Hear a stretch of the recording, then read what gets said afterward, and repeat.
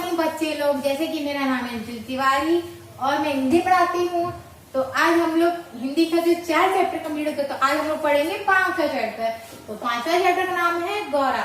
जैसे कि आपको पता है कि किसी चैप्टर का, जैसे मैं हर बार एक बात बोलती हूँ कि उसके नाम, लेसन के नाम पर ही उसके जो लेसन का नाम है उस पे लेसन उसका लिखा रहता है। अगर पोयम है तो उस पे आधारित ही सारी बात होगी। तो जैसे कि आप पे लिखा हुआ है गौरा, और गौरा एक गाय का नाम है। गाय का नाम है गौरा। और ये गौरा के बारे में बताया गया कि गौरा में क्या विशेषताएं थी। उन्हें लोग बहुत दूर दूर से देखने भी आते थे, बहुत सुंदर थी जैसे बताया गया इसमें। और गाय तो कई प्रकार की होती है, कई गाय सुंदर होती है, कई पशु पक्षी सुंदर होते हैं, पर इसमें गौरा एक गाय को नाम दिया गया है और उनके बारे में वर्णन किया गया है। अब हम इसको पढ़ेंगे और उसके बारे में हम लोग जानकारियां लेंगे। गौरा मेरी बहन के घर पाली हुई गाय की बछिया थी। उसे इतने स्नेह और दुलार से पाला गया था कि वहाँ अन्य गौसाओं भी कुछ विशिष्ट हो गई थी। बहन ने एक दिन कहा, तुम इतने पशु पक्षी पाला करती हो, गाय क्यों नहीं पाल लेती जिसका कुछ उपयोग हो।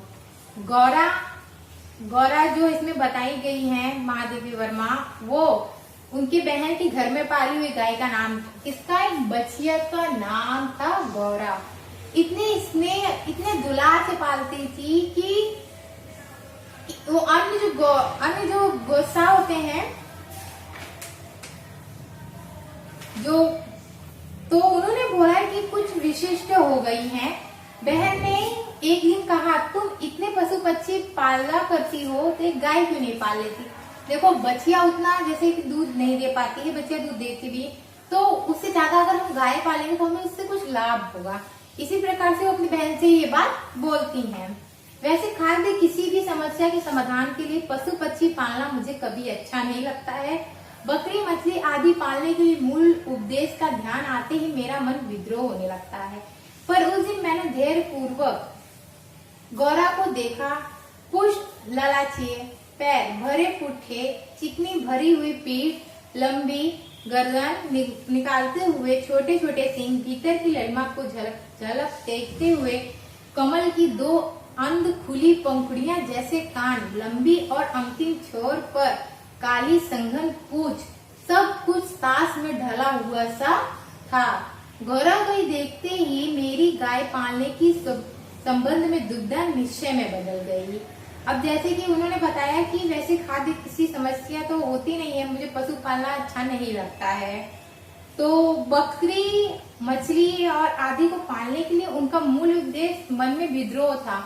और जब उन्हें ध्यान पूर्वक गौरा को देखा तो गौरा के अंदर अनेक प्रकार की विशिष्ट प्रकार की थी।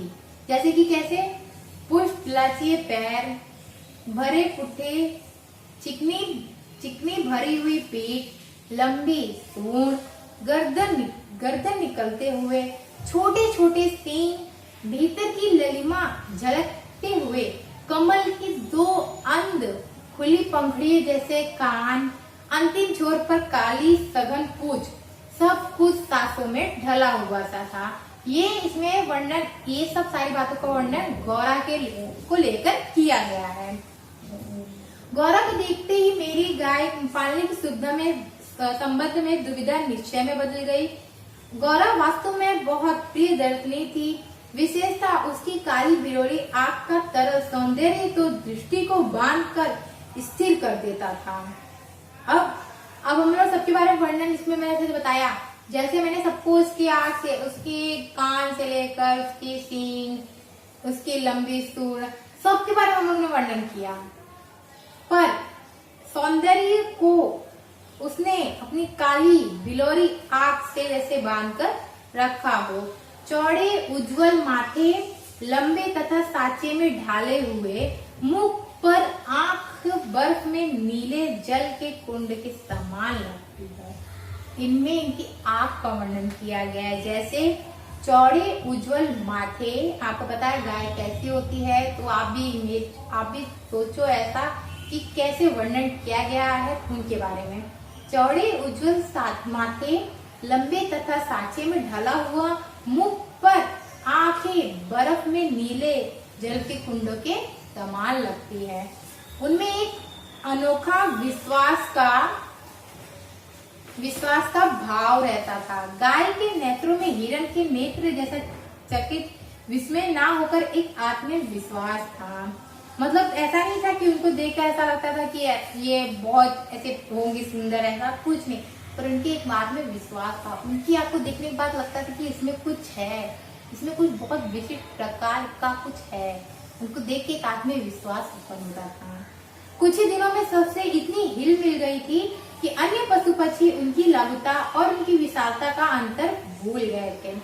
वो इतनी सबसे गौरा इतनी मिल चुकी थी कि वो पशु पक्षी ना कुछ सब में उसकी विशालता का अंतर से भूल ही गई। पशु पक्षी छोटे छोटे और वो इतने गाय गौरा मतलब इतने विशाल का था, वो अंतर सारा भूल गई थी। कुत्ते बिल्ली उसके पेट के नीचे पैरों के बीच में खेलने लगे। पक्षी उसकी पीठ पर और माथे पर बैठकर उसके कान तथा उसकी आंखें खुजलाने लगे। वहां भी स्थिर खड़ी रहकर और आंखें मूंद कर मानो उनके संपर्क में सुख की अनुभूति भी खो जाती थी। मतलब जैसे कि पशु पक्षी कोई उसके पैरों के नीचे तो कोई उसके आंख पर, कोई उसके आंख के माथे के यहाँ पर, मतलब वो सब पशु पक्षी से एकदम हिल मिल गए थे। उससे एकदम बहुत अच्छी तरीके से वो खेलते थे, उन्हें बहुत खुशी होती थी। इस प्रकार से कहा गया इतने पैराग्राफ में। हम सबको वह आवाज से ही नहीं पैरों की आहट से पहचान लेती है।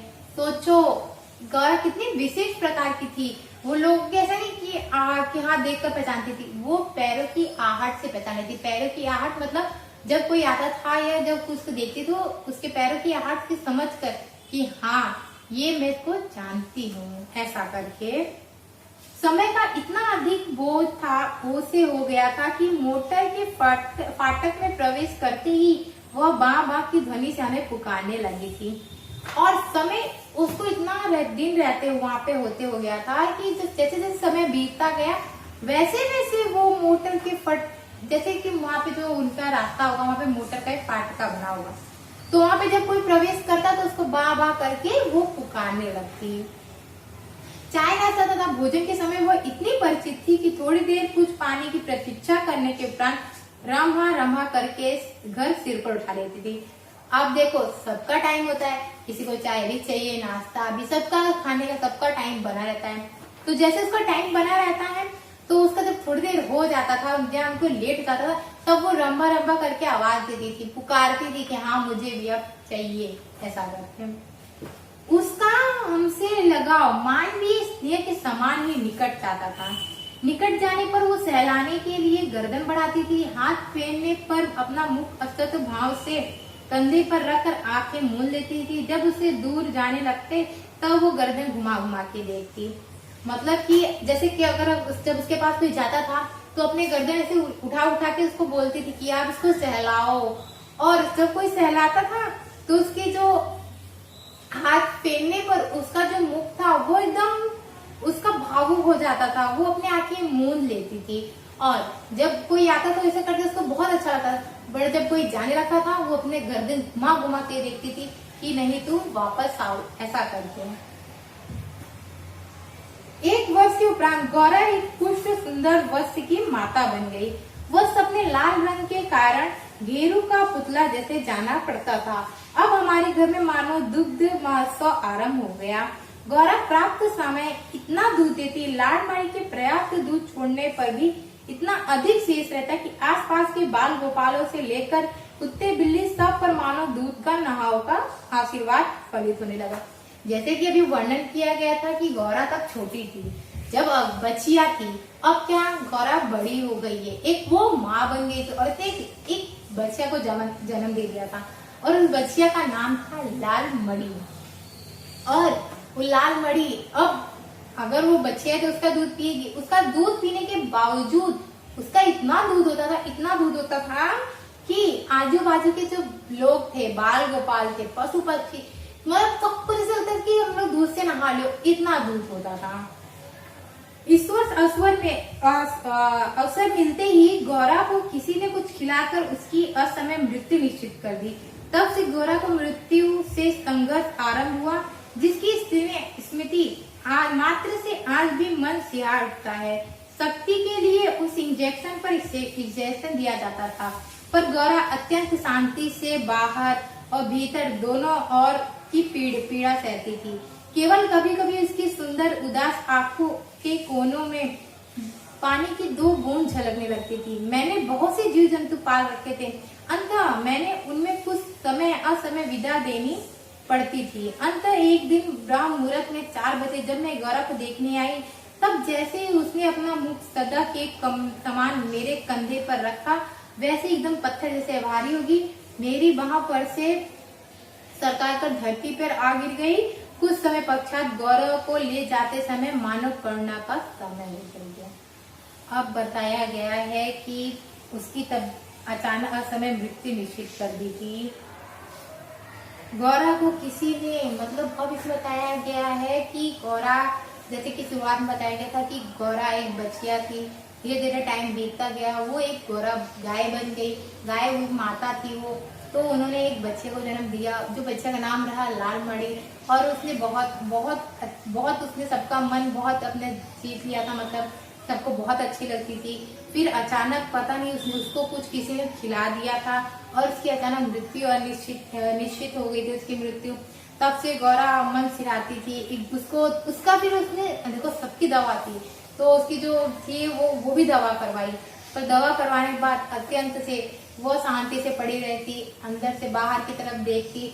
फिर लास्ट में वो जब वो जीव जंतु, अगर हम जीव जंतु हो या इंसान हो, सब एक दिन मरते हैं। वो और जो थी ये महिला, वो सोचती थी कि जीव जंतु तो हर लोग मरते हैं, समय और समय सबको विदा लेनी होती थी, पर लास्ट में गौरा को देखने आई तब सुबह 4 बजे तब गौरा की मृत्यु हो गई और उसने अपने सर पर उसका कंधा रखा था और जैसे कि पत्थर की तरह वो भारी हो गया था और गौरा की मृत्यु हो गई थी। जब गौरा की मृत्यु हुई तो समझ लो मानव करुणा आंसुओं के पूरा उमड़ आया था, समुद्र उमड़ आया था, इस प्रकार से कहा गया है, गौरा का वर्णन किया गया था। एक स्टोरी थी, मतलब इसमें यही बताया गया था कि गाय भी बहुत विविध प्रकार की होती है, अनेक अच्छी अच्छी गाय भी होती हैं, तो ऐसा उनको शुरुआत से, अगर हम किसी के साथ भी शुरुआत से रह रहे इंसान हो जाए, जो विदा लेने पे सबको दुख लगता है, पर गौरा सबसे बहुत ज्यादा इल्मी हो चुकी थी, चाहे वो बच्चे हो, चाहे पशु पक्षी, चाहे बाहर के, सबसे बहुत इल्मी हो चुकी थी और बहुत एक विशिष्ट प्रकार की गाय थी। इस प्रकार से गौरा एक गाय को कहा गया था, जैसे कि आपको पता चल गया। और ये लेसन यहाँ पे चैप्टर कंप्लीट हुआ। ठीक है, कोई प्रॉब्लम होगा तो ग्रुप में आप पूछ लीजिएगा। अब घर में रहना, सेफ रहना। Okay, good bye.